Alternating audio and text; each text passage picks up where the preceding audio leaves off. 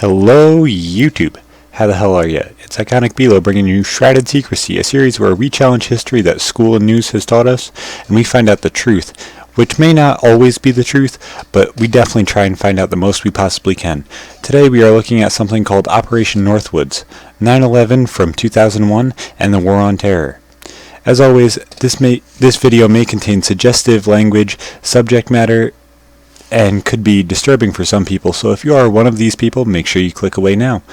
This video is not to disgrace or disrespect any of the deceased or wounded in any of these events, including 9/11 or the War on Terror. This is simply to teach what possibly could have happened, or to show what the news and the government did not want you to know. Okay, first off, we're going to start off with the news from what happened on 9/11. Flight 11 flew from Logan Airport at 7:59 and crashed into the North Tower of the World Trade Center at 8:46. Flight 175 left Logan Airport at 8:14 and crashed into the South Tower of the World Trade Center at 9:03. American Airlines Flight 77 left Washington Airport and crashed into the Pentagon at 9:37. And famous Flight 93 left Newark International Airport at 8:42 and crashed in Shanksville, Pennsylvania at 10:03 a.m.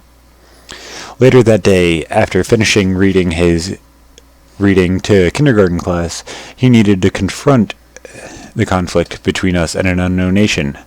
Bush decided to give the speech that says, "Today, our fellow citizens, our way of life, our very freedom came under attack in a series of deliberate and deadly terrorist acts.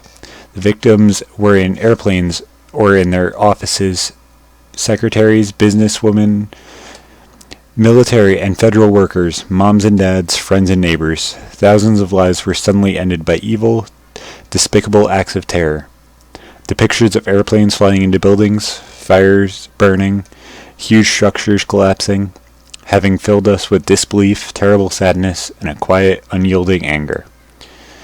These acts of mass murder were intended to frighten our nation into chaos and retreat, but they have failed. Our country is strong. A great people has been moved to defend our great nation. Terrorist acts can shake the foundations of our biggest buildings, but they cannot touch the foundation of America." Very soon we found out that where these people were coming from, Bush told us. "Iraq has nuclear weapons, and we will take them out." Bush wanted to destroy the dictatorship in Iraq and push all the way through the country and not worry about who was the one who actually started this, as we found out later to be Osama bin Laden. The War on Terror just itself caused 5,281 deaths and around 50,000 wounded just on the United States side. And most people think that this is a war that could have been easily avoided. Now, while most of this looks normal, there are some holes that you could blow into it. Let's start by looking back at the 1960s and what the United States government was trying to do to Cuba.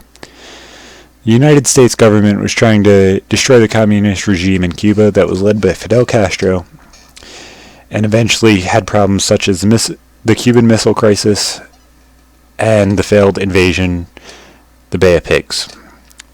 So, Kennedy and a few other people had to come up with a few ideas that they needed to do in order to get rid of Castro, or come up with a reason to start a war against Cuba and possibly Russia. Now, these are the things that they thought of, trying to get it to look like Cuba was attacking us, so that way we got that sense of patriotism and wanting to, let's go fuck these people up.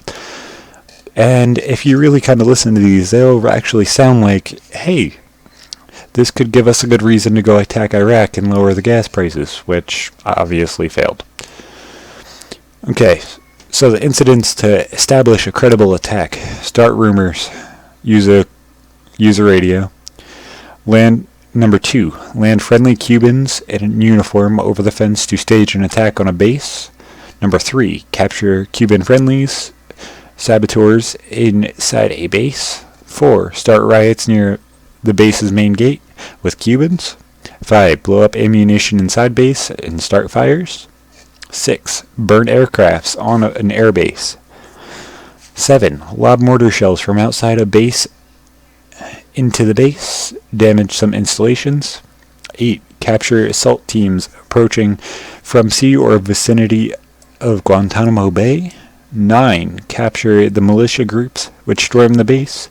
10. Sabotage the ships in the harbor, large fires. 11. Sink ship near harbor entrance, conduct funerals for mock victims. Could be in the numbers of tens, maybe 100.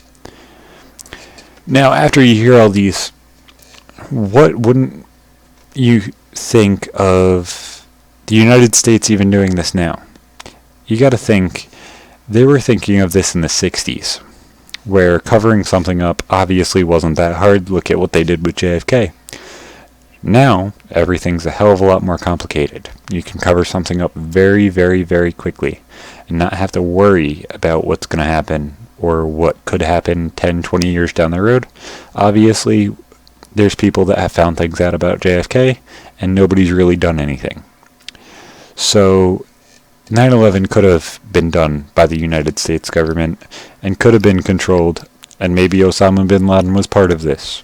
Maybe it was a part of a greater scheme, but let's see why I think that both of the governments could have been in tandem.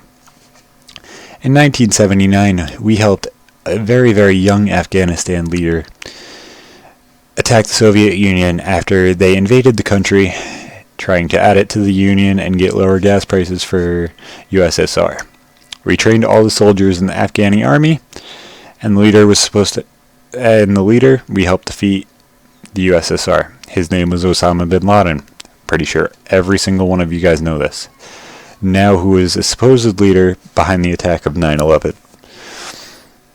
He is a leader of Al-Qaeda, who was supposedly sent people here to learn how to fly.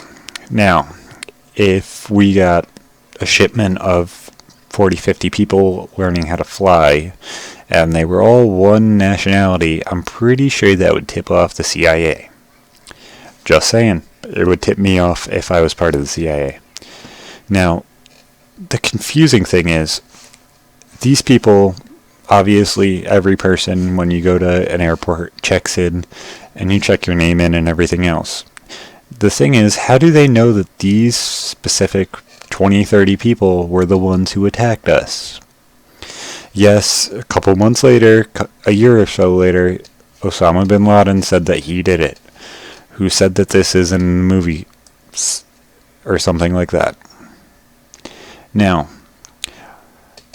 we'll skip all the normal stuff that everybody says happened, because all that stuff did happen. Do we know who did it specifically? No. But we know that planes flew into buildings. And that's exactly what happened. Now, we're going to look into something that gets a little bit more confusing and a little bit more sketchy. Flight 93. Everybody's seen the movie. Everybody heard the amazing hero stories that had happened on Flight 93. There were many people that were killed by either the government or these horrible, horrible terrorists. Now, this is going to tell you how I feel about it and what I think what had happened. I was little at that point, but I Googled and researched, and this is what I believe is the truth about Flight 93. The attackers were counterattacked by some people on the plane, and the plane was actually supposed to be going towards the White House or the Capitol building in Washington, D.C., but they ended up going down in about 30, 40 miles from Pittsburgh, Pennsylvania. If you look at the path, it's going straight for Washington, D.C. That's a given. And the government was called and asked what they wanted to do. They sent fighter jets out. They were supposed to be about 15 minutes away before they would reach the plane in order to be able to attack the plane if it wasn't going to land itself. And about 11 to 13 minutes later, a bit sketchy time-wise, Flight 93 was grounded, and all the parts of the plane were spread across 8 miles of Pennsylvania countryside. Now, if you look at a normal crashed plane, It may be broken up about maybe half a mile or a mile, depending on how long it slid and how fast it was going. But if something exploded above ground, it's going to be spread out in a further distance. It's going to be spread out across a bigger range of area. Now, this plane was spread across 8 miles of countryside, which means it obviously had to get hit by something in the air. There was engines that were dropped right where obviously it got hit, and then there was parts of planes in the field, and then there was more engines and more parts of the cockpit and everything a couple miles down the road. It was insane looking at the plots for this, and if you really want to understand this a little bit more, make sure you guys look it up. I'll try and post the links in the description so that way you guys understand what the hell I'm talking about. I do believe that the jets did get there in time. Otherwise, number one, the times wouldn't be very, very close. 15 minutes and 13 minutes is very, very small spans of time when you're flying.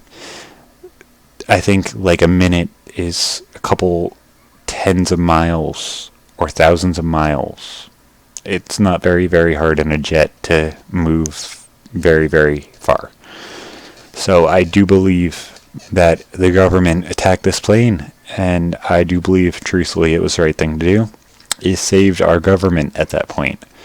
But I do believe that they need to release the files on it and show us what really happened. If they don't show us what really happened, then how can we sit here and trust in our government in order to tell us what we need to know? Obviously, they're never going to tell us everything, but it happens. Okay, now let's look at the correlation in between what we tried to do to Cuba and what we did to Iraq. We possibly used Arab nationals to attack our own country to show that we needed to attack another country with no imminent threat. Let me explain this a little bit more. Iraq was in Desert Storm. We attacked them, and I believe they attacked Kuwait, which was our ally in that war. They attacked us in Kuwait, and we were trying to get lower gas prices and get rid of Saddam Hussein and make it a better country for them to live in. This was George Bush Sr. when he was running the country, and he did his best to complete the mission, but he failed.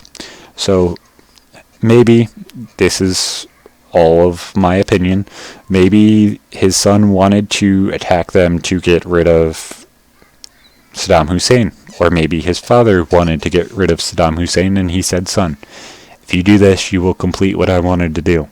Or something similar. We were also trying to do the same with Cuban nationals, as I was just telling you guys. So this is not a very, very long stretch. They were trying to get a reason to attack Iraq, Afghanistan. In that area, they were trying to get rid of them all. George Bush later told the CIA and the FBI to look for a reason to go to war with Iraq instead of looking for Osama bin Laden. He did not want to look for Osama bin Laden at all. He wanted to attack Iraq and go for their nuclear weapons. Meanwhile, when Castro was leading Cuba in the 60s, the Kennedys were thinking of ways to kill him without being at fault. They were thinking of using poisoned cigars, poisoning his food, but yet he always outsmarted them just in a little bit, or just stopped using the cigars, or doing whatever they felt like. So there was a couple documentaries on it. There was even congressmen and everything else saying he told us to go out and look for reasons to go to war with Iraq. And they ended up sending drones out and everything else, and they came back with these things that look like missiles. And this is some of the biggest propaganda that most people in this country right now have bought into. We never should have gone to war with Iraq. They were completely out of it. Maybe Saudi Arabia, maybe Afghanistan and Pakistan, but not Iraq. Maybe Iran if we really wanted to get rid of nuclear weapons, but Iraq had nothing to do with it, truthfully. And I hate them. I hate them badly. Don't even get me started on that, though. These people wanted to attack Iraq and make sure that these people weren't there anymore. Bush wanted to get rid of them. He wanted to fulfill his father's promise to the United States. So he did it. Now, there were some really confusing things that happened within the war on terror, and we start finding out some more of the most confusing. First, we pushed extremely fast through Iraq to find nuclear weapons, and we never found a place that was even remotely possible for one. We didn't find any nuclear warheads. We never found any ICBMs. And there were doctored pictures of them and everything else, yet there was nothing on any website or Fox News. The only thing that we got shown was the doctored photos. We didn't get the overviews or anything like that. Then the army fined and hanged Saddam Hussein. There were videos that leaked of this and everything else. He was killed for everything he did to his country. Now, completely horrible guy. He deserved it. Don't think we should have done it. Don't think it was our issue. The death of Saddam Hussein killed George H.W. Bush's mission when he was in the office during Desert Storm, as I just told you guys. And then we began starting to push through Afghanistan, and deaths began to increase because of IEDs and car bombs. There wasn't that many gunfights in this war. This war was mostly these people are going to set up traps for us and try and kill us in any way that they possibly can. Not fight face to face. They didn't want to see us. They didn't want to do it, obviously. Otherwise they would have walked straight up to us. Other than the suicide bombers that thought that they were doing it for God, there wasn't anybody that really wanted to shoot face to face. We had a few snipers get a few kills. We had gunfights, but not as many as what would happen normally in a war like Vietnam or Korea. And then a stalemate sort of happens, and nothing really happens for the next couple years. And this, I was really looking at it. It was more or less cleaning up the areas, getting more troops sent over there, and getting everything more solid, like we did in Egypt and stuff like that, and get more of a stable government put in. But it never really stuck. As you see now, there's still a lot of turmoil in Afghanistan, and we should have pulled out already. So, and then I think it was 2 years ago, Operation Geronimo happened. This was a big swing, and what everybody doesn't understand, and what everybody really needs to give Obama credit for, is he started this. He was the one who put this plan in, and told them that they needed to execute it. Operation Geronimo was when SEAL Team 6 attacked Osama bin Laden's compound, house, whatever the hell you want to call it, in order to attack him and get him the best that they possibly can, and if they weren't able to get him alive, to kill him, if possible. During the raid, they got very useful intel on the mission. They got a couple computers, they got a couple hard drives, a couple hundred videotapes, his wives, and 2 or 3 of his children dead. This was an insane amount of intel, and truthfully, it probably should have been the end of the war. We got the figurehead off of the top of the entire thing, and I don't really see where it should be continuing from now. That should have been the end. And this war pushing on for almost 15 years now is insane. We got 2 more years, and probably we'll be just getting out of Afghanistan then. And then we're pushing more into Africa. It's scary, you know, and this shit's crazy. The night that Osama was killed, no pictures, no proof was ever released that he was actually killed. Now, this is why I get really confused with it. You know, they say that it's for our safety, but in our safety, we gotta really kind of think of, what if this dude wasn't shot? What if this dude isn't dead? Maybe they buried some other dude at sea, you know? There's nothing really that can prove that he's dead other than a few people saying, oh yeah, we shot him. And yeah, we threw him off the side of a boat, and this is exactly what actually happened. I can't believe it.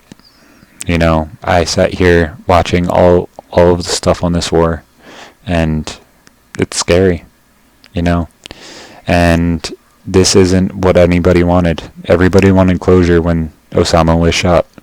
And trust me, I cheered just as much as everybody else when they found out. But looking back at it now, why wasn't there any proof released? Why wasn't there anything done? The War on Terror, we attacked a country that didn't have anything to do with 9/11 or any of the problems that had occurred. And I don't believe that Iraq should have been attacked. I don't believe that anything should have happened like that.